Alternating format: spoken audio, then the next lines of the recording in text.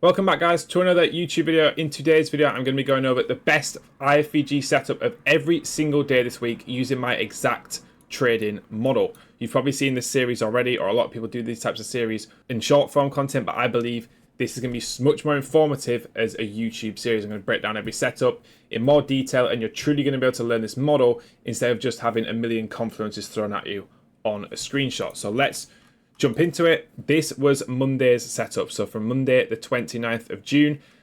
And the trade of the day here was actually after 11 a.m. Unfortunately, we had break-even trade in the morning, but this was definitely the setup of the day purely because of how high probability it was. So let's go to the point of entry for this first setup.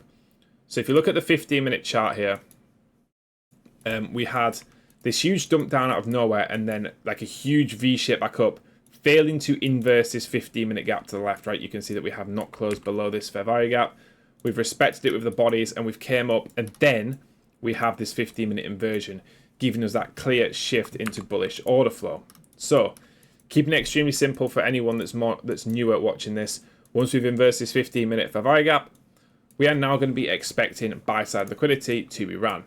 So all we're looking for now is the simple continuation model. We're looking for price to pull back into a 5 or a 15-minute fair value gap. As you can see right here, price left behind a 15-minute fair value gap. So all I'm waiting to see is price pull back into this, and then we take an inversion out of this gap.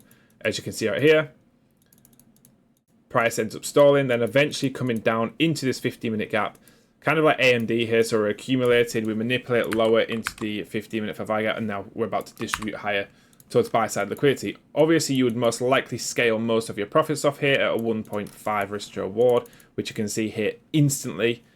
And then you could have left the runner to buy-side if you were super confident. But yeah, base hit of a 1.5R trade, and then obviously it did play out all the way to external targets as well. And on the day here, my clear draw on liquidity was in fact this 4-hour intermediate term high, which you can also see hit super nicely. Okay, so moving on to Tuesday, we had a sweep on buy-side liquidity, so a sweep on this 15-minute intermediate term high.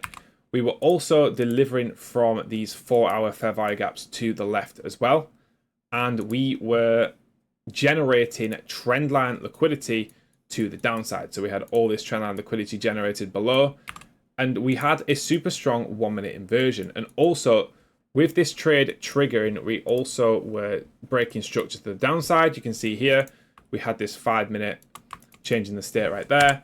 So we were changing order flow to bearish. We had trendline liquidity resting below, super strong momentum.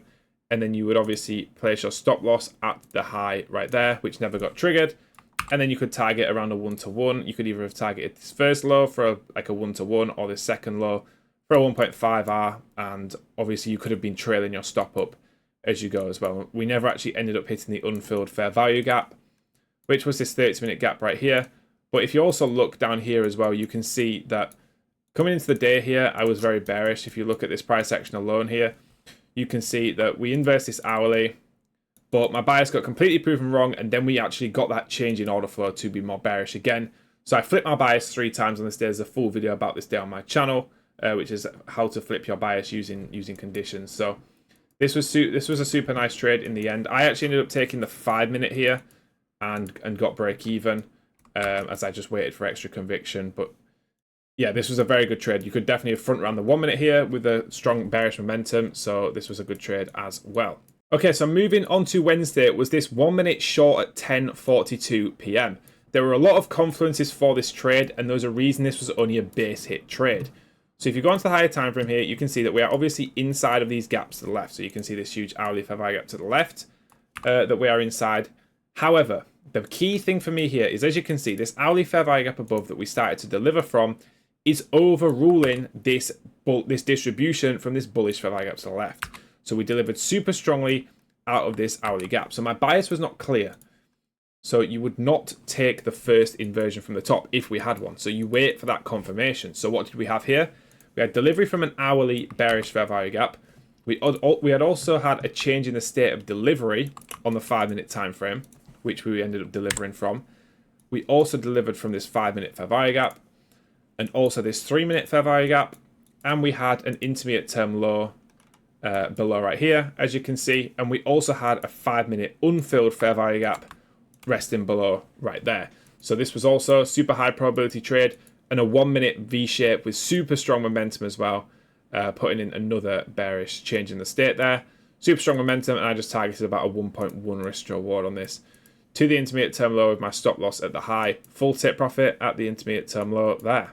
And finally, we have this setup from Thursday, which is, in my opinion, one of the strongest setups of the week. So as you can see here, instantly, we have that 1-minute V-shaped pattern that you've always got to look for. But the context behind this trade was extremely good.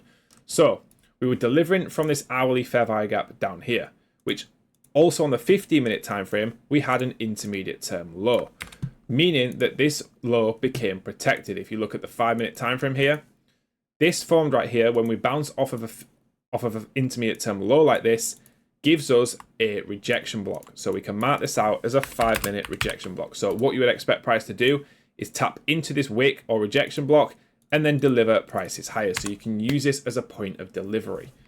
If you want my full strategy PDF, by the way, you can join my Discord and get that for completely free. It'll be one of the top links in the description, but it's extremely useful so you can actually study this.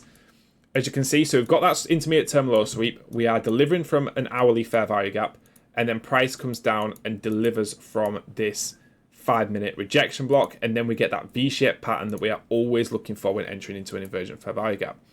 We then have low resistance liquidity leading up to a 5-minute intermediate term high. And as you can see, this starts to play out super nicely. This is where you could go break even for the complete reason that ES had just hit this super obvious high. But you didn't have to, because this is not like, it's not like this is a high inside of a fair value gap or anything. We still don't really have any obvious speed bumps to the left. So here we could really anticipate price running higher. But another thing to consider here was we did have trendline liquidity resting below on ES right here, as you can see. So if we look on the, go back to NQ here, it was perfectly okay to go break even here. Whether you did or you didn't was perfectly discretional. I do teach this inside my Discord when to actually go break even. And as you can see, this ended up playing out nicely. Whether you went break even or not, this was an A+ setup and a super, super high probability trade. That is going to be it for this video. Obviously, Friday was a bank holiday. If you want more of these, let me know in the comments if you think these are very useful. Instead of just doing like a short breakdown on Instagram or something, I think it's a lot more informative. You can really get into the setups here. So let me know if this is something you want more of in the future. I can do this every single weekend. Make sure to join my Discord, one of the top links in the description. I do funded account giveaways and everything, and obviously a lot more education in there. And make sure to subscribe to the YouTube. We're trying to hit 1,000 on here by the end of the year. That'd be great. And I will see all of you guys in the next YouTube video.